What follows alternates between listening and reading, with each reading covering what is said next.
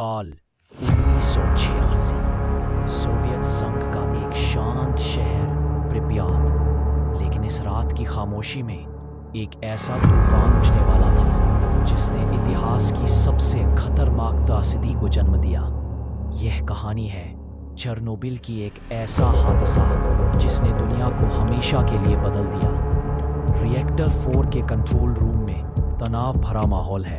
Engineer थके हुए हैं, सिस्टम अस्थिर है, लेकिन आदेश है कि टेस्ट शुरू करो।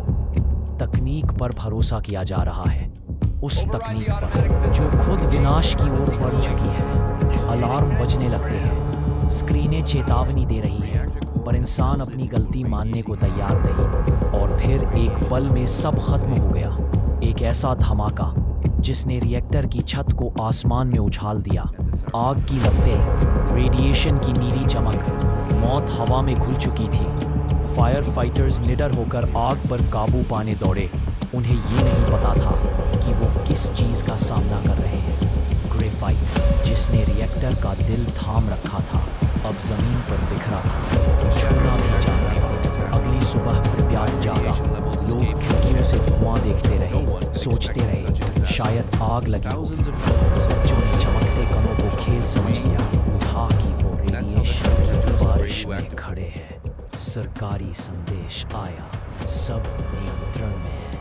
लेकिन सच्चाई, शहर के ऊपर हिरोशिमा से 400 गुना अधिक रेडिएशन तैर रहा था।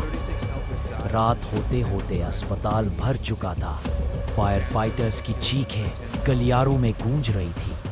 डॉक्टर्स हैरान थे, ये आग की जलन नहीं थी, ये रेडिएशन का जहर था जो शरीर को अंदर से जला रहा था।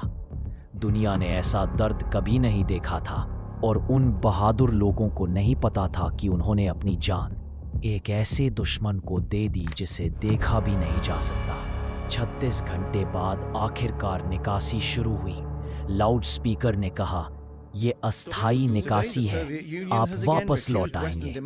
लोग अपने घर खुले छोड़कर चले गए, इस उम्मीद में कि वो लौटेंगे, लेकिन वो फिर कभी वापस नहीं आए। कुछ दिनों बाद आए लिक्विडेटर्स, हजारों सैनिक, मजदूर, इंजीनियर, जिन्हें केवल 90 सेकेंड मौत के मुंह में जाकर रिएक्टर से ग्रेफाइट हटाने के लिए उनके कदमों ने दुनिया को बचाया। लेकिन उनकी जिंदगी इसकी कीमत बन गई।